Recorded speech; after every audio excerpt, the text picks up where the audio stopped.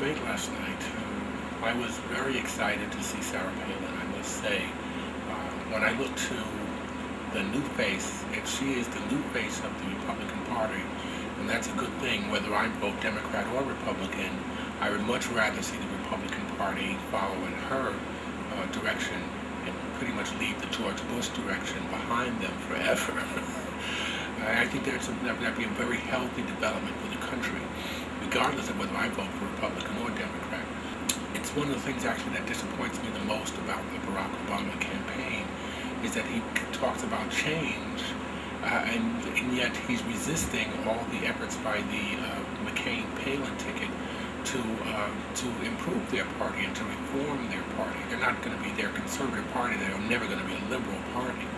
But that doesn't mean they have to be the freak show that they've been under Bush-Cheney. And clearly, when I look at McCain-Palin, I don't even remember George Bush even existed. I don't know what he has to do with them. I see no resemblance whatsoever. And I thought that was one of her strongest moments last night. If I'll just show you in the tape, one of her strongest moments is when she pretty much nailed Biden on looking backwards and just trying to tag McCain-Palin with Bush rather than looking forward to the future.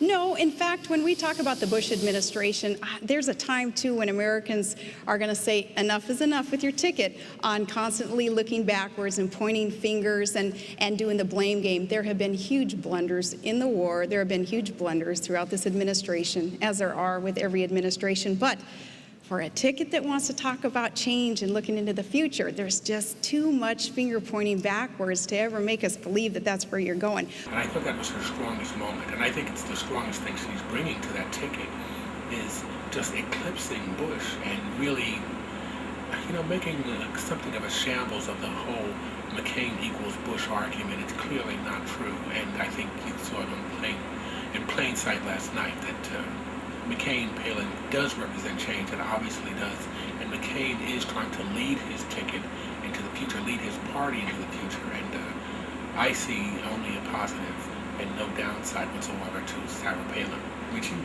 beat the hell out of Joe Biden. That was pretty total domination of a debate. I've never seen any candidate get so totally dominated in a presidential debate before. One of the things she kept hitting on was credibility.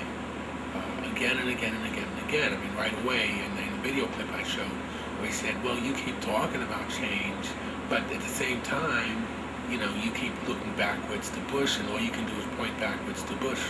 And we don't really believe that you mean what you say when you talk about change. Again, it's the reason why I won't be voting for Barack Obama. And the reason is I just cannot accept a candidate who so totally flip-flops on the basic premise of his campaign. I mean, he launched his national career with a big speech about unifying America and bringing us all together, and the big speech in 2004. And he's running around talking about hope and change. This is how he made his name, and he has completely flipped on that. And now, basically, he's running a campaign that's on nothing but partisanship. That's all his campaign now is, get rid of the Republican Party and vote for me because I'm a Democrat, because he can't really give me any other reason to vote for him except that he's not a Republican. And I'm sorry, I cannot reward a candidate who pulls such a massive bait and switch. You talk about flip-flops. To a certain extent, I mean, they all flip-flop. I mean, Hillary flip-flop, you can say that McCain flip-flop on this, or Hillary flip-flop on that, or John Kerry flip-flop on this. But, then you've got John Edwards, who totally flip-flop on everything. he's the worst.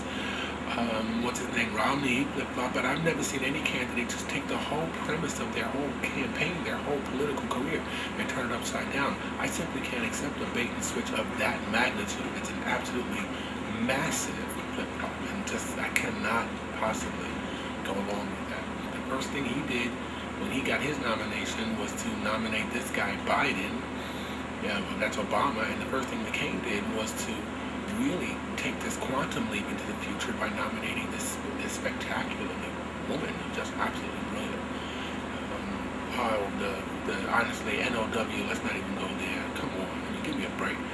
How can you say that you're the National Organization of Women women and have no excitement whatsoever about seeing a woman governor of a major oil producing state, energy producing state, kicking the living daylights out of a senior senator on national TV with, I'm sure they had incredible ratings, everybody in the world seeing her beating his brains out. How can you not say that that is a great step forward for women to see that? How can you not be excited? Well, just because she's Republican. Well, then it's complete partisanship. I mean, that's, no.